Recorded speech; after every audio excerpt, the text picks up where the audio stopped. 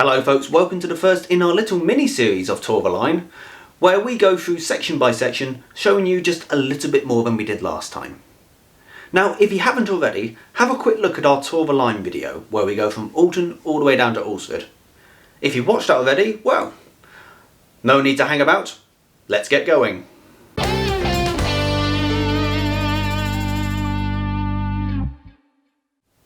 We begin our video where we left off last time, at Alresford. The track bed we're travelling along now was originally part of a single line section between Alresford and Itch and Avis.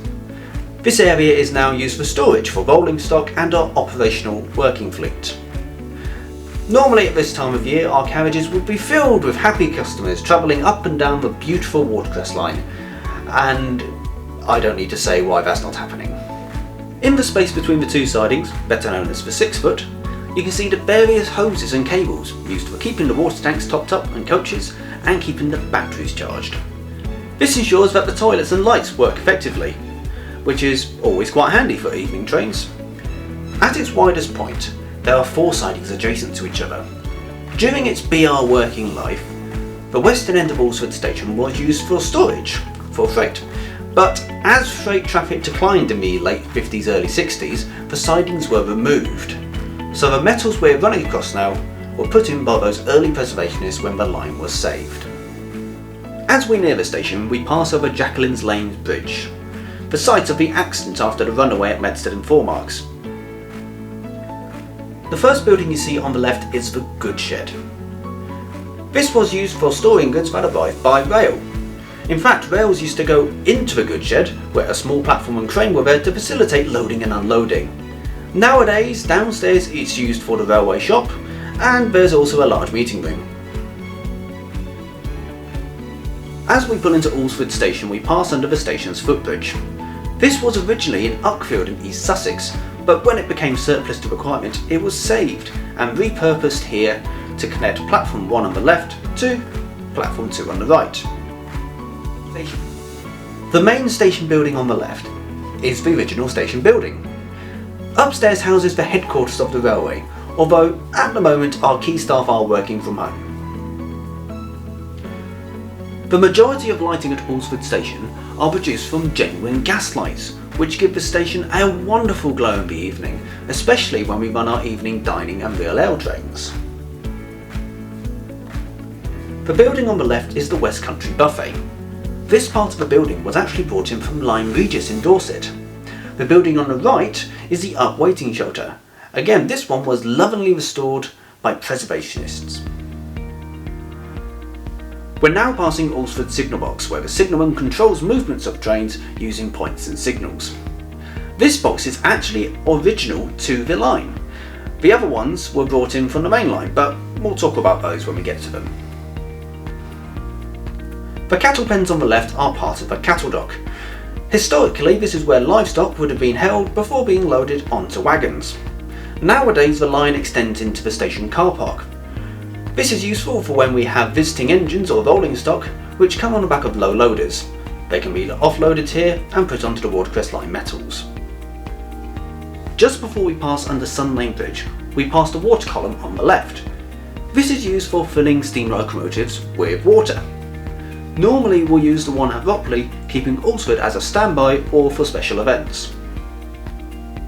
As we go into the cutting, it's a good time to mention that most of the line is either in a cutting or on an embankment, and this is due to the local topography of the area. All of this was constructed and dug by hand, with the spoil from the cutting digging being used to create the embankments. Quite a good idea, really. Like the last video, you may notice that we will be passing a few signals at danger. This is because the inspection train is run under a line occupation, which is a safe system of work that allows limited operational use of the railway by the line occupation holder, or in this case our driver. So please, don't be alarmed.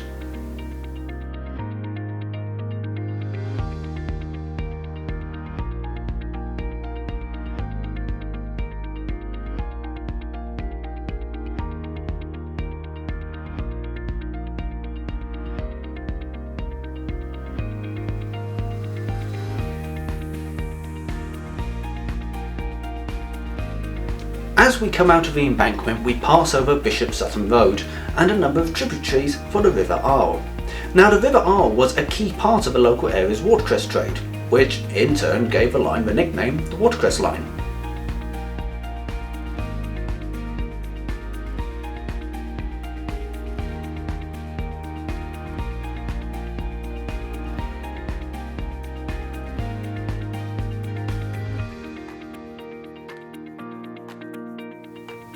The railway runs through farmland, used for growing crops and grazing livestock.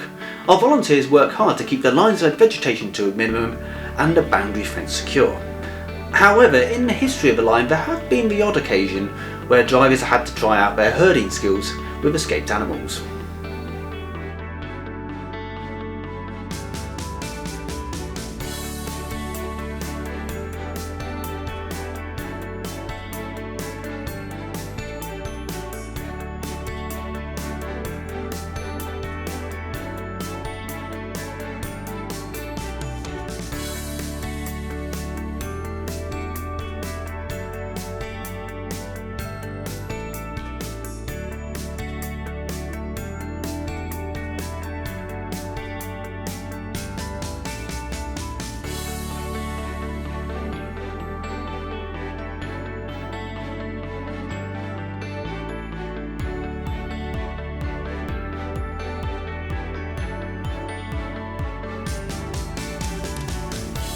As we head through the cutting, we pass under Byton Lane Road Bridge. As I mentioned in the last video, the bridge is actually wide enough to fit 2 tracks underneath it, but due to construction costs, the line was only ever built as a single line.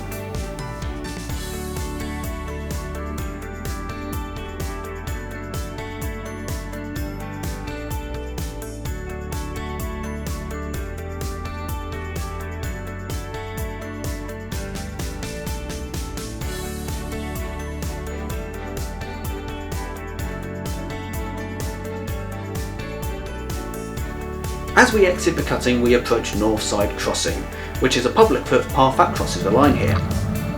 As the driver gets close, he will sound his horn to let anyone know who may be using the crossing that he also intends to use it.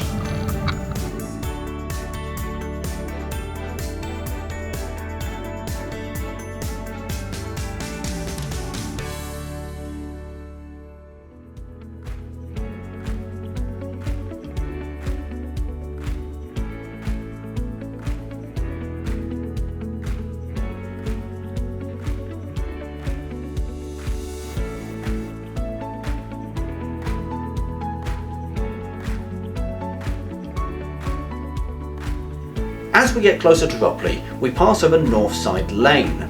Ahead you can see one of the signals which controls the approach to Ropley. To the right of it you'll be able to see a P-Way hut, which is where our permanent way volunteers shelter and have a break when they're out working the track in all weathers.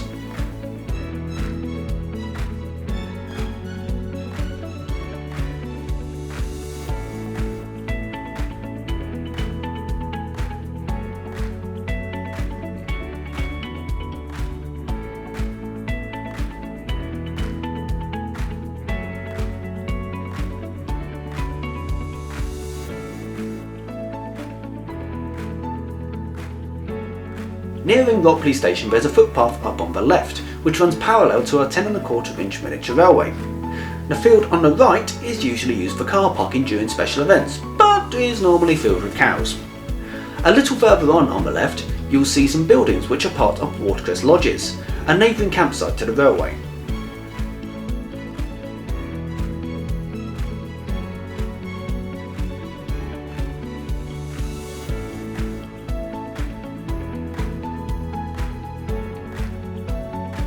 Arriving into Ropley, we can see our operational stock kept in the loop.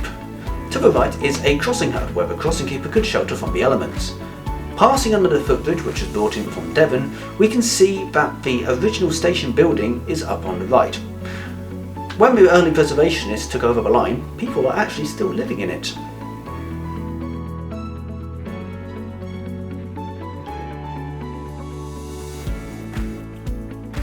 Just before we go, as per usual, if you'd like to help support us in this unusual time, then please visit watercressline.co.uk/support. Up ahead, as we bring ourselves to a stand next to a Ropley signal box, this was actually brought in from Netley. This marks the end of part 1 of our virtual visit. In the next part we'll look at Ropley to Medford and Foremarks. But until then, thanks for watching, stay safe, and I'll see you for part 2.